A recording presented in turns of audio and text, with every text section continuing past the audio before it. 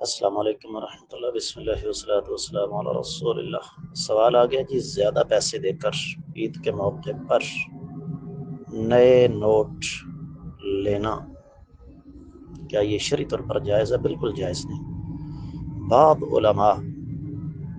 بعض علماء کا یہ موقف ہے کہ چونکہ پرانا نوٹ پھٹا بھی ہو سکتا ہے، اس پر ٹیپ کا خرچہ بھی آتا ہے وغیرہ وغیرہ، لیکن صحیح بات یہی معلوم ہوتی ہے کہ کرنسی کے بدلے میں کرنسی جب دونوں کی مارکیٹ ویلیو برابر ہے تو پھر اس میں تفاضل نہیں ہونا چاہیے، اضافی پیسے نہیں ملنے چاہیے۔ اضافی پیسے سود ہیں۔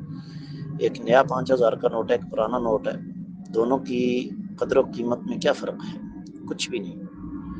تو اس لیے میرے علم کے مطابق یہ کرنسی کا تبادلہ کرتے ہوئے اضافی پیسے دینا جائز نہیں۔ واللہ اعلم۔